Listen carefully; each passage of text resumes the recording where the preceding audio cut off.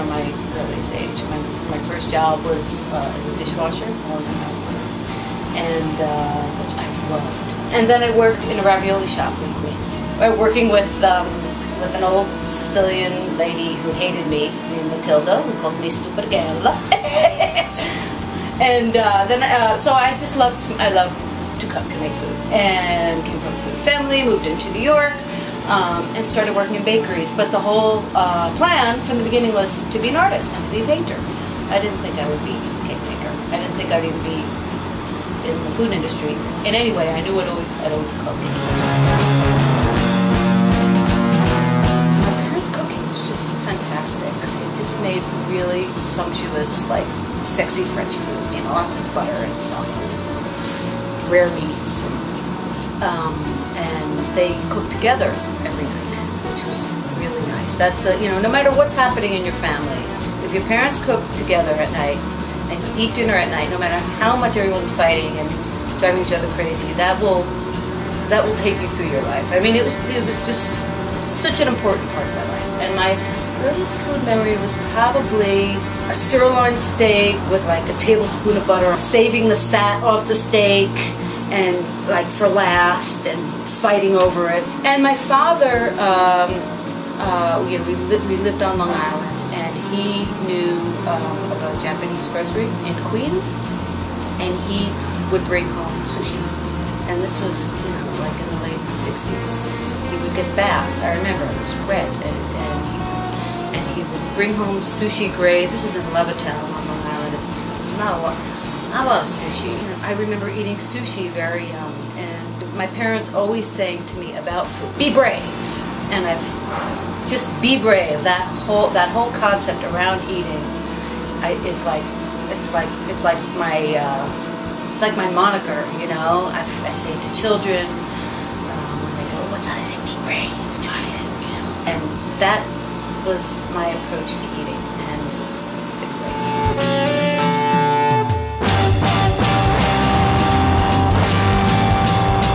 I think the best way for children to learn about eating and to be eating well is simply to be eating at home with their family, because mom and dad, or just mom or just dad, or mom and mom, or dad, you know, whatever the configuration, they're going to have to make the food. And food does not have to be that expensive. Now, of course, if we're shopping at the farmer's market, which I love to do every day, that's where, if you're going to spend too much money, that's, you go and you pay your farmer like way too much for the most beautiful carrots you've ever seen. That's where you waste your money. It's a lot to ask people who have been, you know, eating fast food and eating whatever's cheap, busy, difficult lives, to just all of a sudden make a conversion. So you just have to start something and go to the supermarket, buy pasta, get some fresh tomatoes and cook it up, sit down with your family and eat.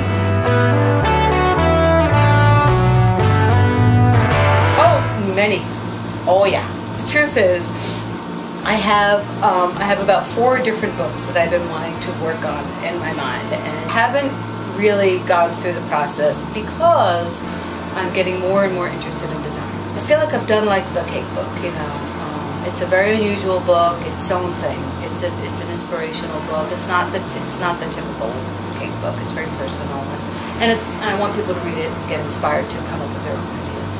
So I put a lot of energy, and I've really put a lot of heart into saying what I feel about the creative process. And here I am, this artist. I ended up working in cake, and I love food, and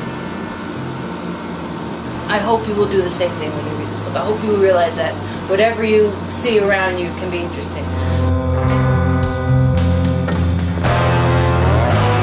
It was more about just, you know, being interested in different cultures, being interested in times in history, you know, different times in history that, in art history, you know, there's the medieval stuff, and then there's the Byzantine stuff, and then there's the crazy 18th century stuff. We'll probably be in the house that I'm yet to build on an island in Greece. It's the furthest south of the Cycladic islands. It's kind of like above Crete, near Santorini. It's like Santorini, Anafi, and then Crete, and there's nothing there. I hate to say it, but I think it might be like poached eggs. Like a beautiful poached egg. 3, not 1, not 2, but 3 fresh poached eggs on rye toast with fresh butter. And then for dessert, something warm with chocolate and almonds. And then something sweet to drink. Like it could be Moscato. It's so weird. Can I answer it right now? Hi, Katie. Good. I'm here doing an interview. How funny is that? We just mentioned your name. He has to be my father. What can I say? I know it. You know it should be romantic, but he's the person I miss the most, and he could make a really good poached egg. You know, I grew up eating a good poached egg, and it's hard to find a good poached egg that doesn't taste like vinegar, right? I wish the last meal that I could have fed him on that island, because he had never been there, would be fresh, like delicious eggs, fresh eggs, poached eggs with butter, and also good pepper, you know, pepper and salt, on rye toast. And we would have toasted like our toasts like this. And it would have been perfect.